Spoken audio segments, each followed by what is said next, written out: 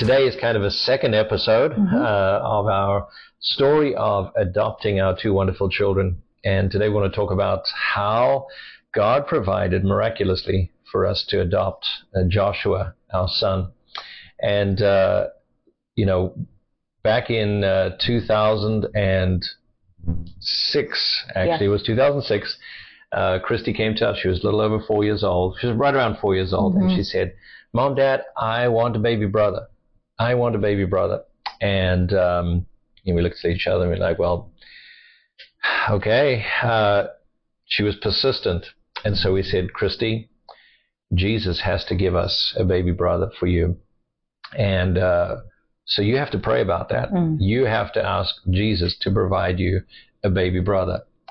And what began from that day on, she began praying every day. Every time we asked her to say the blessing over the meal, she'd say, thank you for the food. Please give me a baby brother. Everything, devotions at night and everything. Every single time she had the opportunity to pray, she prayed for a baby brother. And she said it so many times that I think we weren't listening. Like we didn't even hear her praying that. It was just like, yeah, that's what she does. That's right. But the Lord was listening. Yes. That was the amazing thing. So for our 11th wedding anniversary, we actually went away to Maggie Valley in North Carolina. Christy was with us. Had an incredible weekend just of celebrating 11 years of marriage. And then driving home, we drive by Walmart and, Christy suddenly says, Mommy, Daddy, stop. And we are like, why? And she says, because we need to buy food and clothes for our baby. So we looked at each other and we went into this whole long lecture. I say lecture. We went into this explanation. That's a discussion with her about how God's timing is perfect. And so when Jesus wants us to have a baby boy or for her to have a baby brother, then, it would come about. So that evening, we didn't stop and buy food and clothes for our baby. No. We ignored her again. But then on that night, we put her to bed again as she prays with Ethel for devotion, and she is like, and she's going to have a baby brother. So,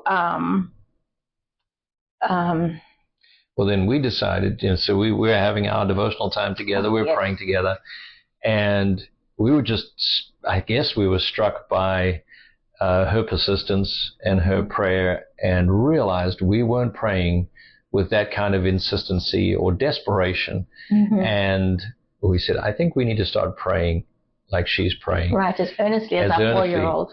And so we did that night. And the next morning, in fact, this is something I often forget about, but in my journal, my personal quiet time with Lord, I always write out my prayers.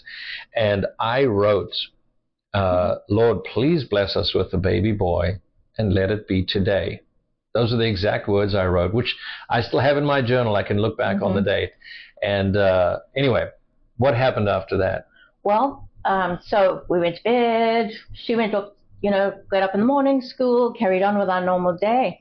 And then around lunchtime, we got a call from the same practice of midwives that had delivered Christy almost 5 years before.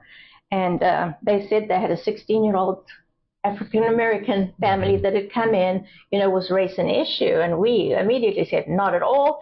If this is the baby that God's chosen for us, then this is our baby, no matter what. And so I once again called Ethel at work, called him out of a meeting, and I said, my angel, we may have a baby. And of course he does the same thing as he did with Christy. He's like, when? October, November? And I was like, no, my angel, she's there. She's in labor now. So, we kind of waited because the social worker had said, no, she's got to hand, just for legalities, she has to hand to the family needing to adopt their baby out. She needed to present them with profiles. Thank you. Yes, to present them with more profiles than just our one. Yeah. And so she did that. And so Ethel gets home from work after 5, and he says, have you heard anything? And I go, no, I haven't. So he does what he always does when he is stressed and needs some stress relievers. He got on his bicycle and he went for a ride. You know, he comes back from his bike ride and he says, any news? And I go, no. And then you said that you had prayed while you were riding, and that if this was to be our baby, that the Lord would tell us before midnight. And so I think we were all sitting at the dinner table trying to eat or pretending to eat, and I was too excited, and the phone rang, and then it stopped immediately, and then it started again. And I said, I wonder if this is them. It could be them building up the courage just to go through with the call. And it was. So they wanted to meet us. We put Christy in the car. We headed down to the hospital, which is about an hour away. And we immediately clicked with the birth family. And the 16-year-old essentially had hidden her pregnancy. And her mom had walked into the bathroom that very morning and seen how far pregnant her daughter actually was. So she had brought her to the clinic, and an ultrasound showed that she had low amniotic fluid, so they wanted to go ahead and deliver the baby. So they were going to induce her. So, yeah, I'm just trying to, so yes, the midwife. Yeah.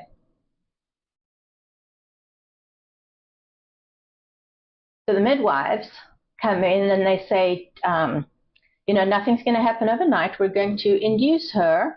And if anything happens, it'll be in the morning. So you go home, get some rest, you know, and sleep and get ready for your baby, essentially. And so even driving home, I remember thinking, well, we have a 50-50 chance of having a boy or a girl. And so we were just speaking names out, you know, and immediately Ethel was like, Joshua, you know, but, you know, Joshua.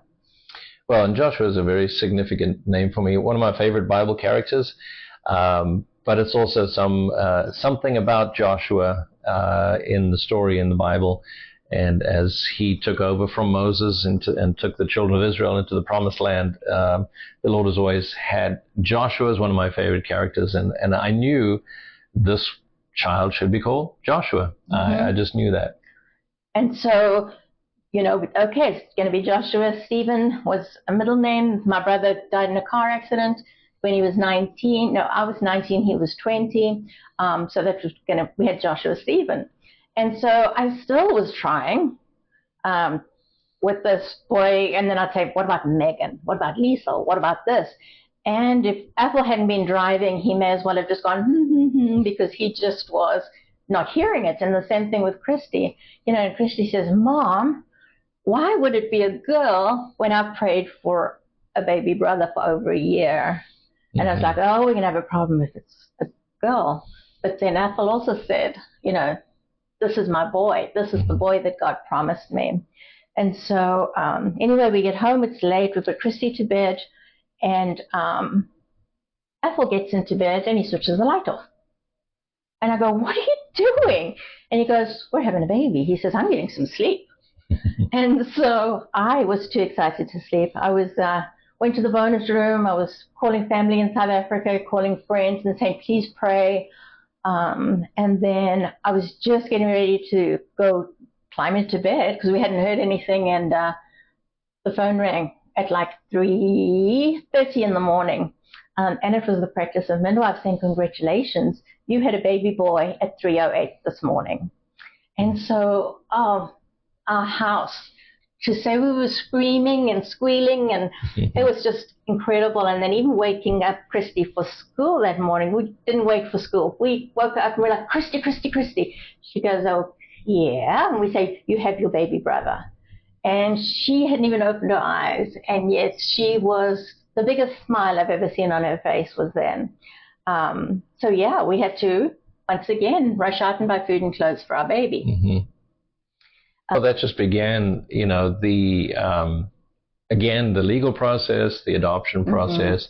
We knew a little bit more about what to do at that point. We were U.S. citizens, and there's the 4 to 5 month process before an adoption is finalized. Yes. But we were able to bring our son home. and welcome him into our family. I was able to get maternity leave. Yes. I literally, after they called me, at 3:30, I called the hospital, and they said, I said, I am needing to go on maternity leave. And they were like, well, come in during the day, and we speak to the nurse manager. And I was like, no, I've just had the baby, like literally I have a baby. And so they were like, I could just hear everybody yelling. Everybody had been on our journey with us and knew how much we wanted a son. And God really knew even right before we did what kind of family we needed for our journey into missions. Well, and just the story of Christy praying in faith for a baby brother. Yes. The two of them are absolutely inseparable. They fight well, they get along well, they're always arguing, but there's no doubt that they're absolutely inseparable. And we couldn't have asked for more in the way of wonderful children. Yes. And they've been such a blessing to us. And even we had, with Christy, it was a cruise. With Joshua, we had been scheduled to go up to Washington, D.C., right? And then down to, actually up to New Jersey, Washington, D.C., to do some staff training for the summer. And once again, we were like all scheduled to go. So we went ahead and he came with us. And so he had done 13 states before he was 10 days old. Yeah, so at that time I was serving with Adventures in Missions and doing short-term mission trips in the domestic U.S. And so we were doing training. We were doing setup and training. It was in the spring of 2007. And we took Joshua and Christy with us everywhere we went. And even as a newborn, the impact that he had on the people that we met was significant. Yes. And it just confirmed for us the supernatural nature of what God had done, and also the promise that these children would be used by God for his purposes. And right from an early age, they've been involved in ministry. Yes. So, Christy was 2.5, 3 years old when we started in missions. Joshua was born into it, traveled with us immediately. And, even while we were meeting with ministry partners, we were in D.C. And meeting with a ministry partner, and the head of the ministry went rushing by us as we walked in. And, he greeted us, we greeted him, and he went out to the car. We carried Joshua in the car seat, and next thing he walks back in, and he said, you know what? He says, I've never done this before, but there's something significant about your son. What is his name? And I will share that it was Joshua. So one of the things that we did while we were traveling is we took some time to go and visit some of the historical monuments and places in D.C. and in Philadelphia. And we went to Constitution Hall and did the tour of Constitution Hall. And the tour guide in his introduction said, who is the youngest person in the room? And we looked around and we obviously realized that Joshua was the youngest person in the room at about 11 days old. And so Debbie took him to the front and held up this baby in front of everybody in the tour. Yeah. And it was so profound because the tour guide says, I want to introduce to you the person in the room with the most potential. And, understanding if you're the youngest, you have the greatest potential. But for us, that really spoke volumes, and it really impressed on us God's hand on Joshua's life.